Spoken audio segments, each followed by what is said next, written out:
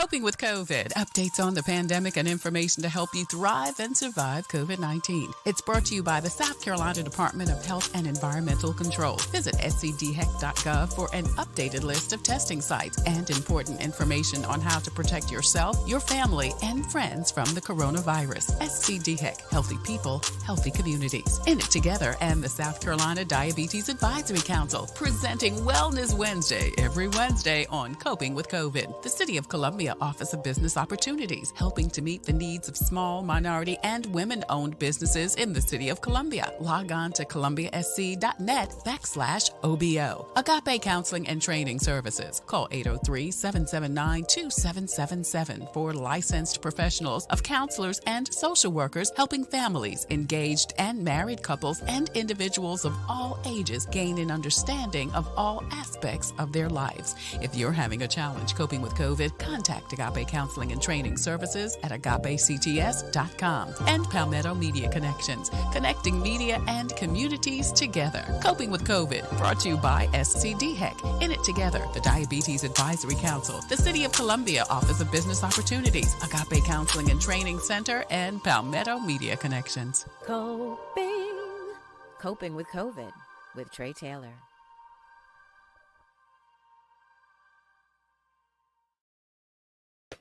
Happy Friday. I started to say Thursday. Happy Friday. And thank you so much for joining us with Coping with Tre Tailor. I'm Tre Tailor, and today we are continuing our observance of Teacher Appreciation Month. We are talking to today Kavon Barger. He is a second grade teacher here in Columbia, South Carolina. Kavon, thank you so much for joining us today. I'm going to share my Kavon Barger story a little bit. Oh, Lord. It's a good story, Kavon. It's a good story, Kavon. Well, thank you so much for joining us today. And then Coletta Bethea is a special education teacher. She lives in the Charleston, South Carolina area. Hey, Coletta, thank you so much also for joining us today on Coping with Tre Tailor. We appreciate you. Thank you. Absolutely. We're going to talk with both of them coming up next on Coping with Tre Tailor. But first, your COVID community updates. Today, there is a missing woman. You can see the woman on the screen. She has been missing since May 10th, and she was missing last seen at the corner of Garners Ferry Road at the Spinks Station. If you have any information on this missing woman, you see her picture there. She's African American, about 5'5", and she has a tattoo that says UNO on her chest. Please contact the City of Columbia Police Department, or you can call Crime Stoppers, 1-800-CRIME-STOPPERS. Also going on today, another earthquake tapped down near Elgin. Did you see it? Did you hear it? Did you feel it? Like me, I haven't seen or heard any of them. The last one was a couple of weeks ago on May 10th, and officials say we may see even more. SCDHEC has your most up-to-date list of times, dates, and location for COVID testing and also COVID vaccinations in and around South Carolina. Visit scdheck.gov for a complete listing. Now, throughout the show, you will see scrolling at the bottom of the screen information about COVID testing, COVID vaccinations, also financial information, including where you can get those 5 free rapid self-tests by logging on to covettest.gov. Also, COVID vaccinations for the veterans at the VA. Kroger, CVS, and Walgreens pharmacies are all 3 retailers that are not offering COVID tests and vaccines, but Walgreens is also offering free N95 masks. You'll also see information about the Comet bus system. Not only can you get a free ride to your vaccination from the Comet bus system in Columbia, South Carolina, but you can also get a vaccination at the main location at the corner of Sumter and Laurel Streets. If you or someone you know is having some challenges with technology, you can call Get Set Up, and they will help you get set up for a COVID vaccination appointment. FEMA also is still continuing their COVID funeral reimbursement. If you know someone who passed away due to COVID, please contact FEMA and you can get a reimbursement for funeral expenses. SC Bar Association and SC Legal Services still has their website up for rental and mortgage help. Still so many people need assistance. SC Housing and Dominion Energy have their rental and utilities assistance program. And if you or someone you know is having a challenge coping with COVID, please contact SC Hopes. It's a 24-hour assistance line from the South Carolina Department of Mental Health. A couple of job opportunities I want to tell you about. I mentioned this yesterday. If you are a performer, the Ringling Brothers Barnum and Bailey Circus is coming back after 5 years, and they're holding auditions. You can see that information on the screen. You can go to Auditions Free or either the Field Entertainment website and audition to be a circus act. I mean, that's a legitimate job, I tell you. Also, some other jobs listings that I want to mention to you about. The City of Columbia is doing open interviews. Of course, Spectrum also has some open interviews going on.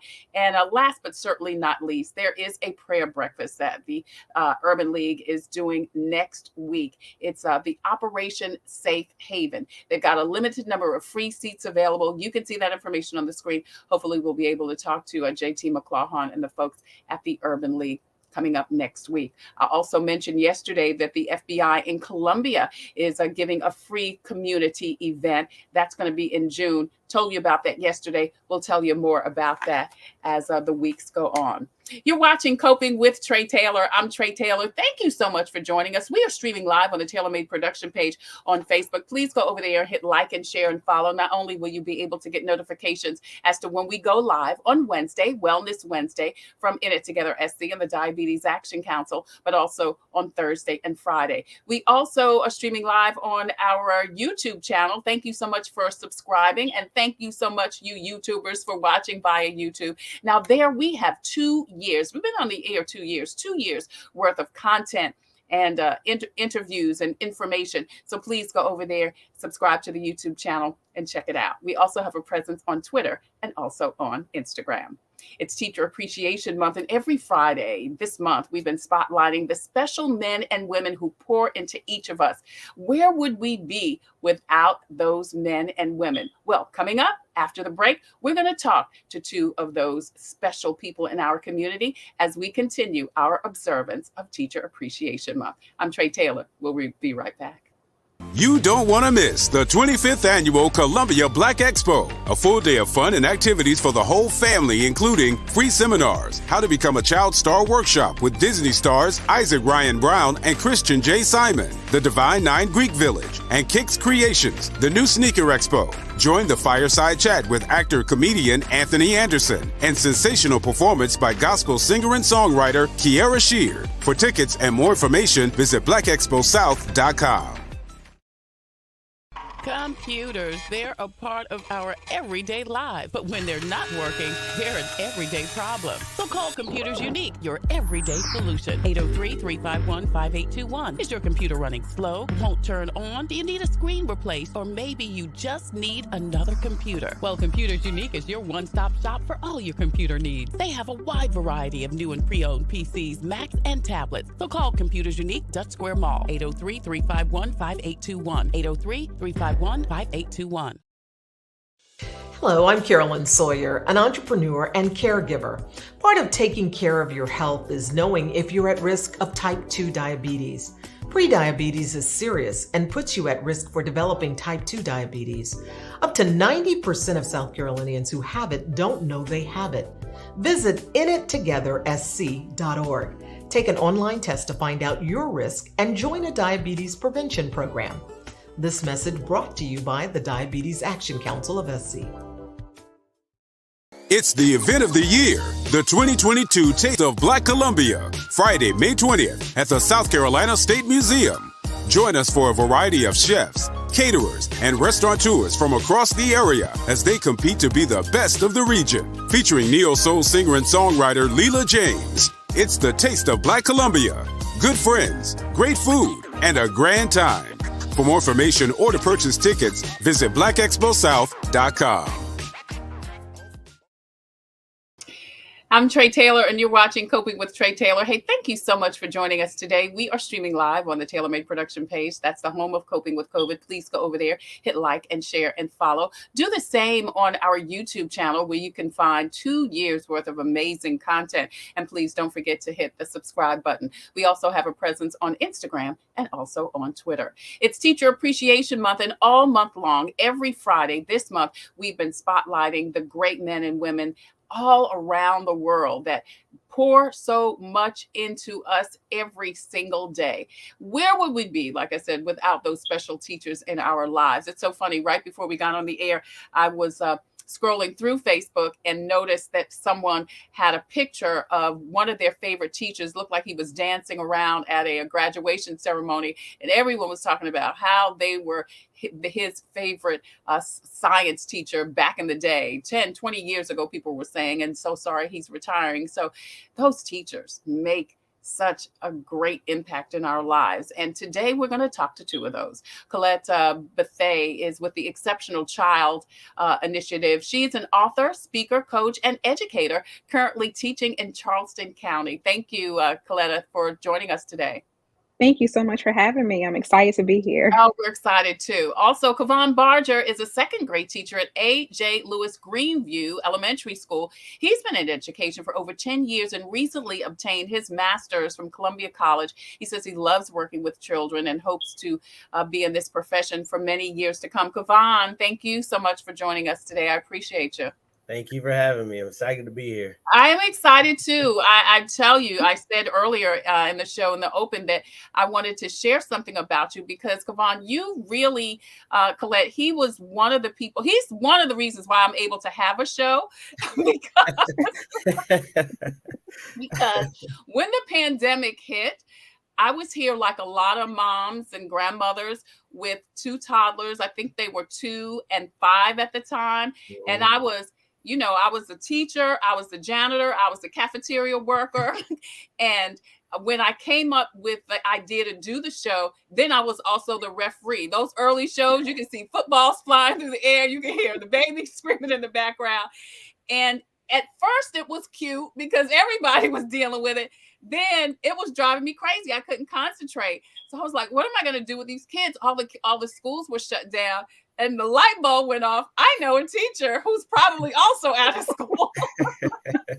And Kavon agreed to keep the kids a couple of hours every day, Colette, just so I can concentrate and do the show. 2 years later, it's thriving, it's award-winning, and it's been such a blessing. Now, Kavon started out as my intern way back when at the Black Expo. We just saw that commercial, but I'm just so grateful to you, Kavon. I really am. Of course. It's so good to have seen you go from a college student, Colette, he was at USC, to now really, doing your profession. So I want to ask you both, and I want to ask you first, Colette, why did you decide to go into teaching? And especially for special education students, because that's a whole nother level of education. It really is. Honestly, it is. But I knew from a long time ago, from a child that I wanted to teach. About 6 years ago, I started off as a TA in Richland County, and I was working with students with autism. And then I went into RBT. I became an ABA therapist. And I was like, oh my gosh, my background is psychology. So I definitely want to go into teaching. And so I decided to go into the PACE program to teach students with special education, only because I want to be an advocate for not just the children, but the parents as well, so that they can have someone in their corner, because a lot of times the parents don't understand the special education process, especially coming in as a kindergartner. I teach K through 2 special ed. So that was my biggest reason for going into the special education field. Yeah, Kavon, it's so good to see an African-American male, a male and an African-American male in the teaching system. Why was that important for you? I mean, like you said, you kind of hit the nail on the head. It's just the fact that I'm an African-American male. Growing up, I maybe had one in elementary school, and I never got to have them. So just kind of have that representation for the kids, especially the young boys in elementary school, to have somebody they feel like they can kind of connect with on that level is just kind of important to me. So that was one of the biggest reasons I decided to do elementary school. And just they're so impressionable at that age. And you really have a chance to kind of make a difference and, get those mindsets, instill them early on. So that was another reason I chose to do elementary. Yeah, I'm sure there are some pluses and minuses, some pros and cons to teaching in general, and then teaching the babies. Let's talk about some of the highlights, some of the pros, some of the good things, Colette. I would just say the students themselves, making the memories, building memories, rapport with the students and the parents, the school staff for the most part. for me, special education is the biggest reward, seeing that my students accomplish something that someone said they couldn't do. Yeah. A lot of my students can't read, they can't write. And so when they write the letter A, I'm excited and they're excited. So pretty much just knowing that they're accomplishing a goal that we set for them. And it may have taken, 6 months or the full year, but for them to be able to do that and they see it as well, that's just one of the biggest things for me, like one of the biggest pros and highlights for me. Awesome. Yeah. What about you, Kavon? Definitely along the same lines. I think one of the biggest things is just the relationship I have with my kids. We've just built this like nice, tight-knit community. Like we got the ball rolling early in the year. And it's funny because like a lot of teachers will walk by and I'm like, what are you doing? Like, they're just so well behaved and like they're so supportive. And I'm just like, it's a family. Like we treat each other, with respect. They give respect. I treat them like they're my, little nieces and nephews. And just like you said, seeing them grow over the year has been incredible. These kids started in the middle of a pandemic with school. So they haven't necessarily had a normal year of school. And they had a lot of going against them at first, but just to see the kids grow so much, like I've had a couple, like we did reading levels and, at the beginning of the year, they were like at a C. And one of them, we have been, progressing through the year. And just yesterday I was reading with her.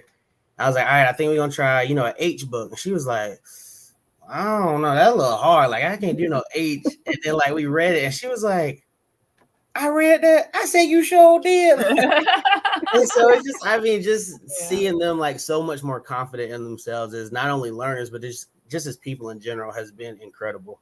Yeah, Kavon, you talked about the pandemic. That's got to be one of the biggest cons.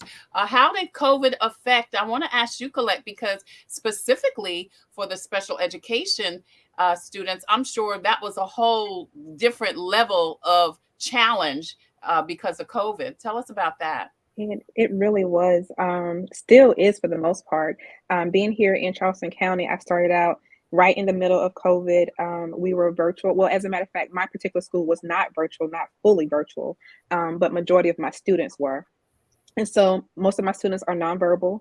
And so it was really hard to get them on a virtual platform for them to be able to sit and be attentive to class. So we're breaking up time 20, 30 minutes at a time. So it was really difficult for the parents having to take off work to be there with their students. And so for us, what we did was we sent home learning packets as well for the students for them to complete if they weren't able to, log onto the Zoom or the virtual platform. So it was very difficult for not only the parents and the students, but for us trying to build material, for the virtual platform versus building material for in class or in school work. So that was one of the hardest things during COVID at this point. How are those kids, your children, your students doing now since it's kind of back to normal a little bit? A little bit. They're getting back to routine. Now we don't have to go on quarantine as much because of the new COVID protocols and things like that. Yeah. But for my students having autism, they are very stuck on routine and strict to routine. And so now that we're able to be in class every day, we're able to follow our routine. They're able to, get back into the habit of the way things were prior to COVID. So, yeah. And, I usually have my students for 3 years at a time. So I have them the full 3 years. Yeah. Yeah, Mitchell Peace Georgiana's watching. She says a great interview. She does have a question. I want to ask it after I ask you, Kavon.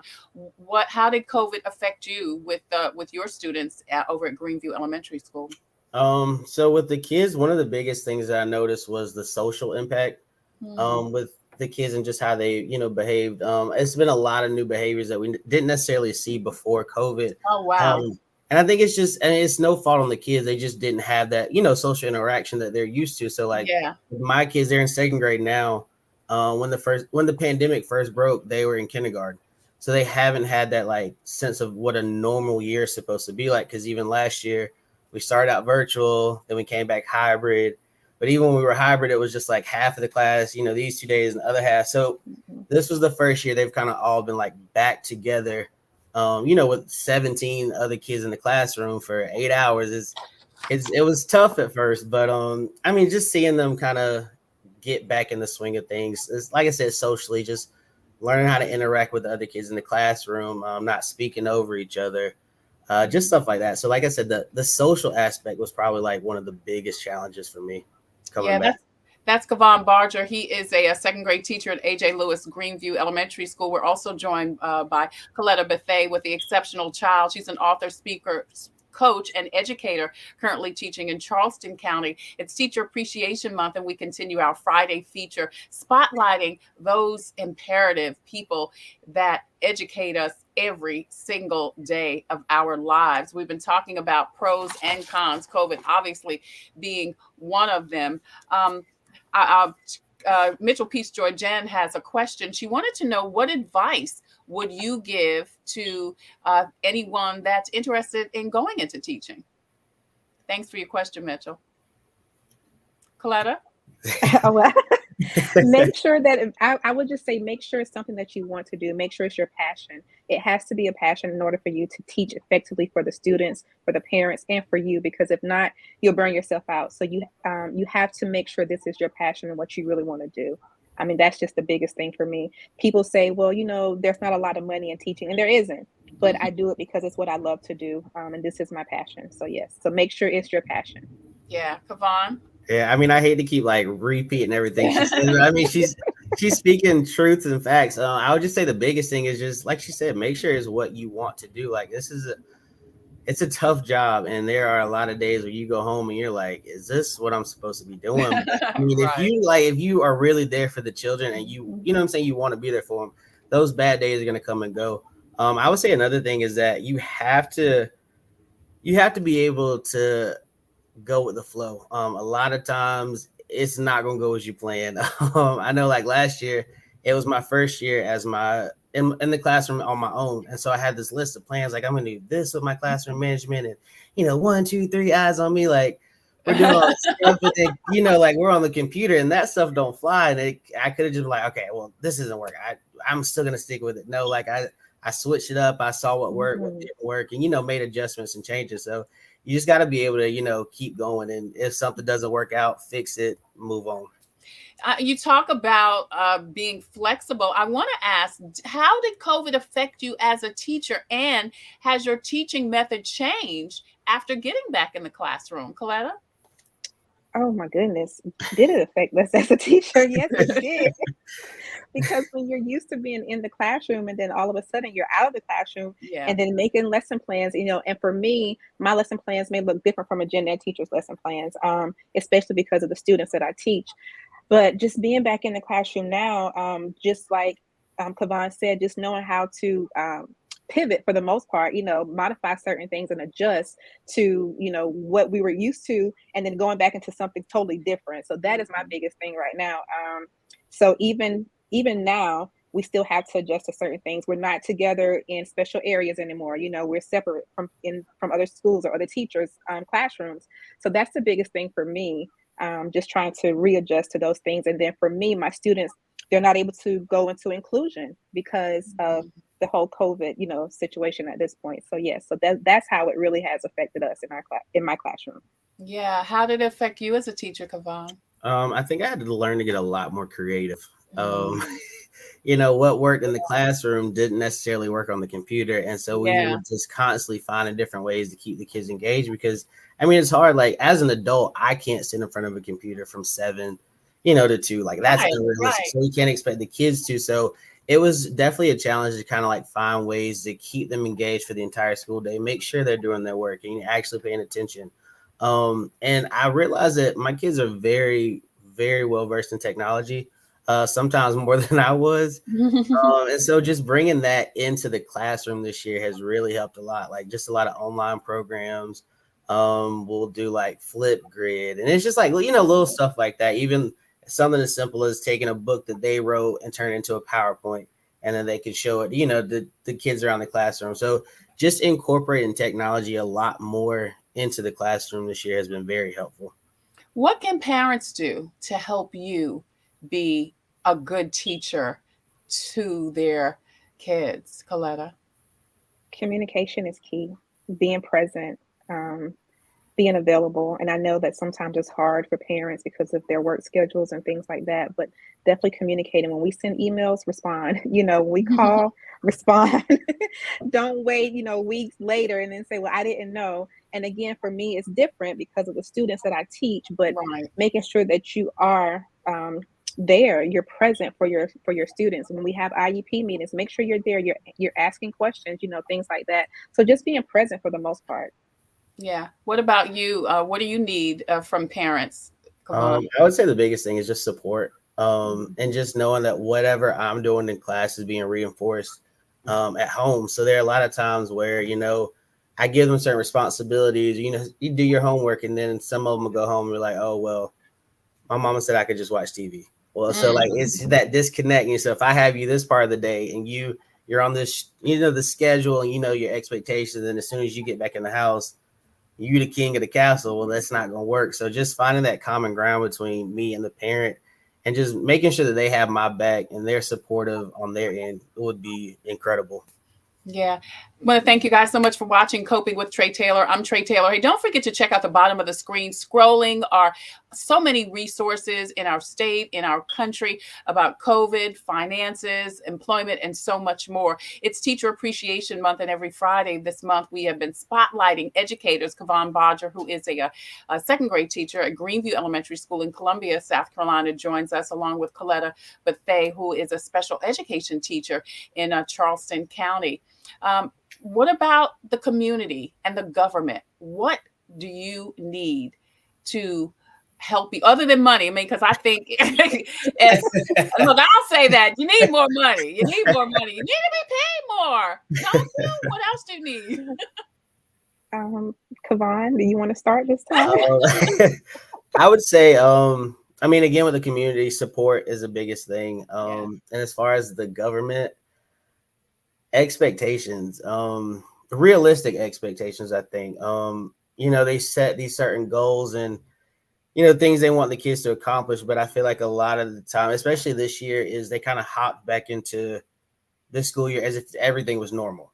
So like, if you're coming into second grade, you're supposed to know everything that you're supposed to learn in first grade. You're supposed to be on this read level, not realizing that some of these kids maybe logged on, 2 times out the week last year, when they were supposed to be on every day. So it's just understanding that we're trying to get back to that, sense of normalcy, but it's nowhere near the future right now. So just, like I said, an understanding like those high expectations, let's bring them down just a notch, let's be a little bit more realistic. Yeah. I can definitely agree with that. Just more support on the special education side.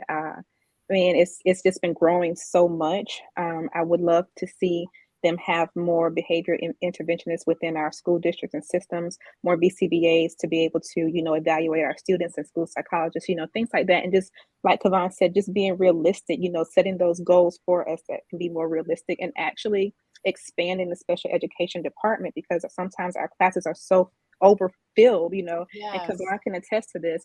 Thankfully, I only have 8 students in my class, but when I deal with major behaviors, maybe I can't deal with 8 students, Right. Yeah. So that is one of the biggest things for me, especially from the government, and just the districts in general. So yeah. Both of you said that you've always wanted to teach. Is there anything else you would want to do if you were not a teacher? I don't know. My kids ask me this question all the time.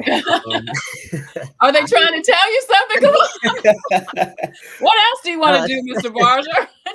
I would say if I had to pick anything else, it would be probably a flight attendant. Oh, wow. I love to travel. So being able to do that for a living would be, top tier. So probably a flight attendant. Yeah. What would be your dream job, Coletta? I like that, Kavon. I love to travel. I don't want to be a flight attendant though. Because I am an author, I love helping people write books and give birth to books. So I definitely want to sit behind my computer on somebody's beach and just help them, format their book. So so just being that publisher that I am. So yes. Well, you can get on my plane and I'll be your flight attendant too. That works. I love it. Before we leave, Coletta, I do want to ask you about your book. Tell us a little bit about your book. Books. So I have 3 books out. I have 30 Days to Success. I do have Blossom into Your Vision. And I just finished an anthology with 6 other women. Mm, And so pretty much what I do is I help women give birth to books buried deep within. Some people say we don't have stories to tell, but we all have a story to tell. I yes. am a faith-based author, speaker, and coach. And so I just love writing. I love helping women just write out their emotions, especially those who have dealt with mental health issues, and things of that nature. So yes. Awesome. Awesome. I think we put up a couple of your books right there. There's the book. And then, of course, we have information on Coletta. If you want more information on her books, or she is a motivational speaker, there's some information on the screen. And, of course, Kavon Barger is an amazing teacher at the legendary Greenview Elementary School. That's a very legendary school over there at Greenview, second grade teacher. Well, listen, thank you guys so much for joining us today. Thank you for sharing your stories, and thank you for everything that you do for our young people, for all of our people. I mean, because you're not only in there with the kids, you're in there with the parents too. So we appreciate you so much, and happy Teacher Appreciation Month. Kavon Barger and Coletta Bethea, thank you. Thank you. Thank you. Have a good one. Have a good one. Absolutely. Thank you. So listen, if you have a story or initiative that could help someone cope or help someone cope with COVID, please email booking@copingwithtretailor.com. If you have a product or service that could help someone cope or cope with COVID, please email copingwithtretailor@gmail.com. The information is scrolling at the bottom of the screen. We would love for you to be a proud sponsor, just like In It Together SC and the Diabetes Action Council of South Carolina. They present Wellness Wednesday every Wednesday here on Coping with COVID. Also, the Fifth Circuit Solicitor's Office, Attorney Byron Gibson, the Comet Bus System, Black Pages, Black Expo this week at the Convention Center. Also, Computers Unique, Dutch Square Mall, Palmetto Media Connections, Javis Financial Services, and Agape Counseling and Training Services. Now, coming up next week, more teachers next Friday as we continue our Teacher Appreciation Month. Wellness Wednesday on Wednesday from In It Together SC and the Diabetes Action Council. We have been talking about Move to Health, how physical activity affects your mental and emotional health. This week, we talked about golf. Last week, we talked about tennis. Next week, we're going biking. So we're going to talk about that. And then on Thursday, Kawan Fitch is joining us. She is an advocate for homeless women. She's got an amazing new book. We'll talk to her about that. And Sam Johnson with the City of Columbia, the former CEO of Famously Hot New Year's, is going to tell us why Famously Hot New Year's is no more. That and more coming up next week on Coping with COVID and Coping with Tre Tailor. As usual, I leave you with a spiritual reading. Today, I wanted to share something with you that I saw on social media just a few hours ago. Rashonda Pratt, who is a live stream coach and speaker, came on live and talked about the fact that her 4-year-old daughter asked her for more oatmeal. She said, "Mom, when you go to the grocery store, I need you to please get me some more oatmeal." And she said that made her think of how much faith her daughter had in her. She didn't know if she had a gas in her car. She didn't know if she had the money, but she knew she could ask her mom and her dad for oatmeal and her parents would get it for her. What childlike faith that we should have to know that our Father who loves us and cares for us would give us the things that we need, knowing that He can supply that. So it says, don't give up on God. He won't give up on you. Know that He will always deliver in His time when we are ready. I wanted to leave that with you today because that resonated so much with me today. What are you believing God for? Are you trusting Him? Do you know that you know that you know He's going to give you what you need? And are you patient enough and believe enough in His will and His way to wait on His blessing for you? That's our devotional for today. I'm Tre Tailor. Thank you so much for joining us. As always, I wish you peace, abundant blessings.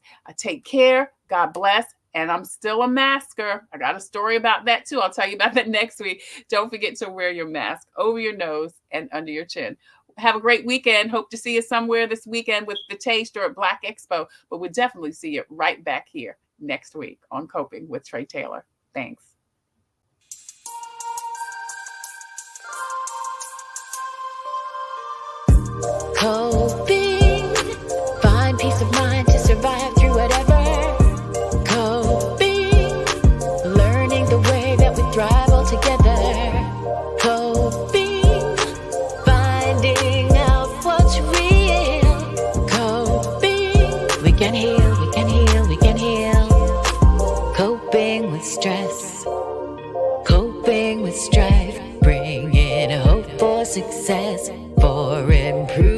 living our life. Coping beyond hoping to do more than survive. Ways to live a healthy life. Coping and promoting, learning what you can do. 6 ways to a better you. Coping. Find peace of mind to survive.